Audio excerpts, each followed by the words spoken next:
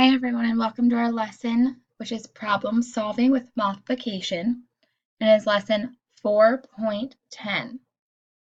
Our Unlock the Problem says, Scott has a stamp album. Some pages have one stamp on them, and other pages have two stamps on them. If Scott has 18 stamps, show how many different ways he could put them in the album. Use the graphic organizer below to solve the problem. So, first it says read the problem, which we just did. What do I need to find? Well, we need to find how many different ways that Scott could put the 18 stamps in his album. It says, what information do I need to use? Well, Scott has how many stamps? He has 18 stamps. Some of the pages have one stamp on them, and other pages have two stamps on them.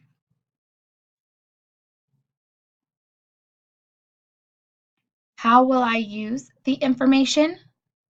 Well, we're going to make a chart showing all the different ways of arranging the stamps in the album. So then we're going to go and we're going to solve the problem. It says make a table to show the number of pages with one stamp and with two stamps. Each row must equal 18, the total number of stamps. Okay, so since we know that we have to have a total of 18 stamps, we could go through this last column that says total stamps, and we could just put 18 in all of them because we know that there has to be a total of 18. Now, they have some of this table done for us, and some of it is missing. So we are going to go through the whole table, and we're going to walk through what they have done for us. And then we are going to finish with the missing pieces. So if we look, they have it separated into pages with two stamps and pages with one stamp. They start out with 8 pages and 2 pages. Well, 8 pages with 2 stamps each is going to be 16 because 8 times 2 is 16. Then we have 2 pages with 1 stamp. So if we have 16, then it would be 17, 18. So that is how they would get the 18. Now, they went from 8 pages to 7 pages. So 7 pages with 2 stamps each. Well, think of 7 times 2, and that gives you 14. Then 4 pages with 1 stamp. So if we're at 14, 14 plus 4 is 18. Pages with 2 stamps. Now we need to think 6 times 2. Well, that's going to give you 12. And then 12 plus 6 gives you 18. Now, you can see that we've gone 8, 7, 6, now 5. Well, 5 times 2 is 10. We have 10 now, and we need to get to 18. So this missing blank right here would be 8, because 10 plus 8 is going to give you 18. Well, if you notice, there started a pattern right now, and it's 8, 7, 6, 5. So we could take a wild guess. This is going to be 4. So 4 times 2 stamps is going to give you 8. And then 8 plus 10 gives us 18. So we were at 4, and now we go to 3. Well, 3 times 2 is 6. And 6 plus 12 gives us 18. so 18 would go in this blank. Now we're at 2. Well, 2 times 2 equals 4. And then 4 plus what gives us 18? 4 plus 14 is going to give us 18. And then our last column, if we've gone 8, 7, 6, 5, 4, 3, 2, this one will be 1. So 1 times 2 is 2. And then 2 plus 16 gives us 18. So now that you have this table filled out, you can see that they subtracted 1 each time for the column all the way to the left. And then for the pages with 1 stamp, they created a pattern as well, and they increased by 2 each time. And then our last column stayed 18 the whole time. So how many different ways were there? Well, 1, 2, 3, 4, 5, 6, 7, 8. There were 8 different ways. Now we are going to skip the try another problem, and we are going to go down to the share and show. Actually, we're not going to the share and show, I'm sorry. We are moving down to the on your own.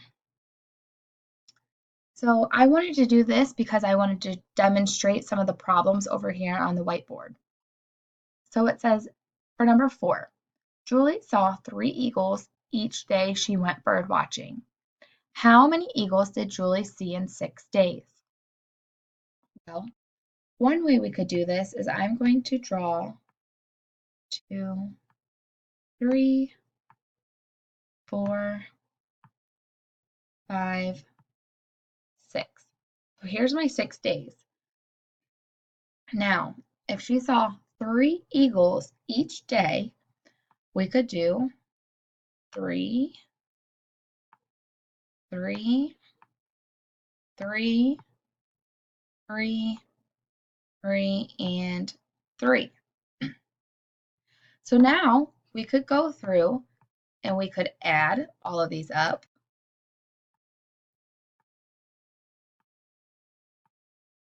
Or we could write a multiplication sentence.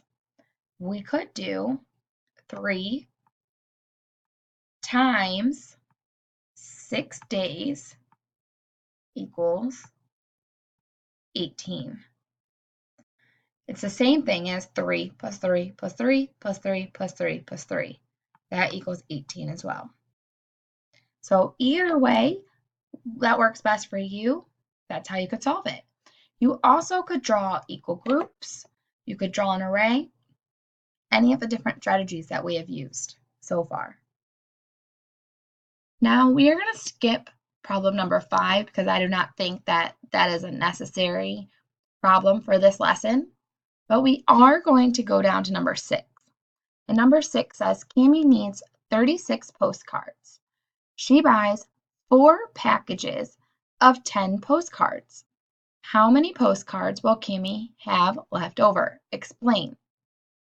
So we know that she needs 36 postcards, but she buys 4 packages with 10 postcards each. So first, we need to figure out how many total postcards she has. So we could do 4 times 10 to get our answer. Or if you needed to, you could do 4 groups with 10 in each group. And for this, I'm just going to write the number 10 instead of drawing the 10 dots, just so it goes a little quicker.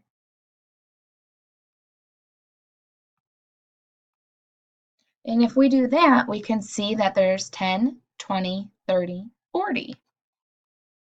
So Cami has 40 postcards so far.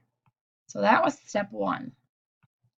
Step 2, now we have to figure out how many will she have left over. So if we know that she has 40, but only needs 36, then what we have to do is we have to subtract. Now I can't do 0 minus 6, so I'm going to go over and borrow. That becomes a 3, and this now becomes a 10. And then 10 minus 6 equals 4, and 3 minus 3 is 0.